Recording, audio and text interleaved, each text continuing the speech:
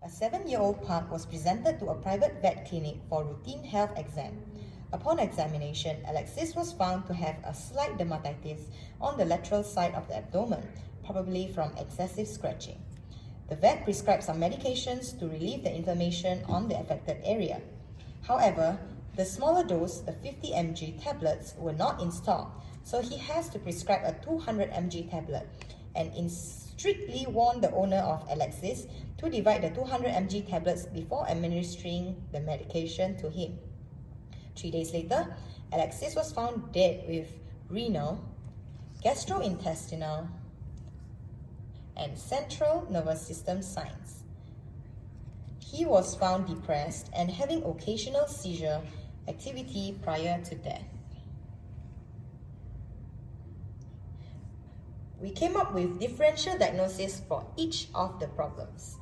The first problem was renal problem, and the differential diagnosis includes NSAID toxicity, ingestion of toxic material, Lyme disease, leptospirosis, E. coli infection. The second problem was gastrointestinal problem, and the differential diagnosis includes NSAID toxicity, hypersensitivity, parasites infestation, and also E. coli infection. The third problem, clinical signs, and the differential diagnosis includes NSAID poisoning, necrotizing meningoencephalitis, and tick infestation. And the last problem was dermatitis, with the differential diagnosis of flea allergy, food allergy, normal flora allergy, as well as thyroid disease. And we came up with the final diagnosis of NSAID toxicity, as the clinical signs that arise prior to death all involve the sign of NSAID poisoning. Coming up, we'll talk about the pathophysiology of NSAID toxicity. NSAID toxicity mainly affects three systems, which are the central nervous system, the kidney, and the gastrointestinal tract. Firstly, we'll talk about the central nervous system. NSAID poisoning will lead to excessive inhibition of COX and LOX. This will lead to an excessive inhibition of cerebral prostaglandin and thromboxane. The significant reduction in prostaglandin for seizure suppression will ultimately lead to a lowered seizure threshold. NSAID poisoning will also modulate GABA receptors. GABA is a principal inhibitory neurotransmitter in the central nervous system. NSAID modulates the GABA receptors, which leads to a reduction in the inhibitory tone, which counterbalance the neuronal excitation, which also leads to a lowered seizure threshold. So now moving on to the pathophysiology of NSAID toxicity to the kidney. So, a normal kidney produces COX-1 and COX-2. And this COX-1 and COX-2 mediates the production of prostaglandin and prostacyclin, which preserve the renal blood flow and also protect the glomerular filtration rate by controlling the arterial resistance. But in the case of NSAID toxicity, NSAID will inhibit the production of COX-1 and COX-2 and eventually also inhibits the protective function of this prostaglandin and also the prostacyclin, which will cause the sodium and water retention, hypertension, and also hemodynamic acute kidney injury.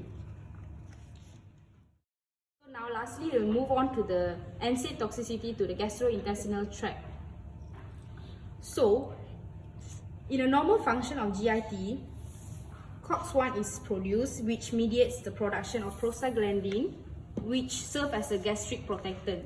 But for the case of NSAID toxicity, it inhibits the production of COX-1 and also inhibits the pathway, which eventually lead to peptide and ulcers and also gastrointestinal bleeding. So for the drug that we choose is meloxicam. So for the mode of action of meloxicam, meloxicam is a slightly or moderately selective COX-2 inhibitors. So it first inhibits COX-2 enzyme, and then it will reduce the synthesis of eicosanoids via inhibiting arachidonic acid metabolism. So it will then inhibit prostaglandin synthesis and the inhibition of prostaglandin will reduce the sensitize of pain receptor, which will result in the effect of analgesic and antipyretic.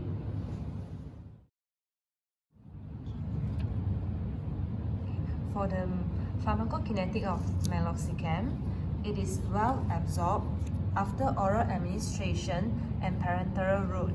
It can bind highly to plasma protein up to 97%. So for distribution, it is readily penetrates into the sites of inflammation and also synovial fluid. So meloxicam undergo extensive heterohepatic recirculation and hepatic metabolism. There are 4 metabolites being produced. The major metabolites is 5'-carboxy meloxicam, which produced from the P450 cytochrome metabolism via oxidation of 5-hydroxymethyl meloxicam. So none of the metabolites of meloxicam will show pharmacological effects. Meloxicam also excreted in the form of unchanged drug and also metabolic product, and it will be excreted in the feces, and the others will be excreted in the urine. The plasma clearance range is from 7 to 9 milliliter per minute.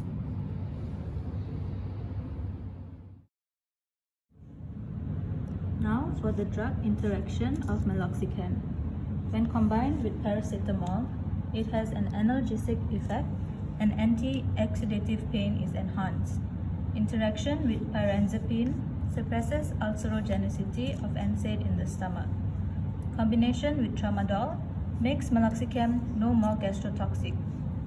When administered with clopidogrel, it can potentially induce hemorrhage and inhibit platelet aggregation. No pharmacokinetic interaction was detected with administration of antacids. Treating meloxicam poisoning has 2 main steps: initial decontamination and enhanced elimination. Initial decontamination. Emesis is induced few hours post-exposure using apomorphine, which is a D2 dopamine receptor agonist. It can be administered parenterally. Followed by this, activated charcoal is administered by adding it to drinking water. This absorbs any residual drug on the surface of the lumen of the stomach. Moving on, enhanced elimination. Fluid diuresis is done to enhance renal excretion of drugs by increasing urine flow. Fluid therapy is supplemented by ionized diuresis. Sodium carbonate can be administered to alkalinize the urine in cases of meloxicam overdose. The resultant pH increases and shifts the dissociation equilibrium for the drug to the right. This increases the proportion of ionized form, less reabsorption in the kidneys, and more rapid elimination. Various medication will be given to treat gastrointestinal ulcers, including H2 receptor antagonists like ranitidine and famotidine, or proton pump inhibitors like omeprazole. Sucrasulfate and misoprostol have both been found to protect the stomach and reduce the formation of ulcers, so these medications may be prescribed as well.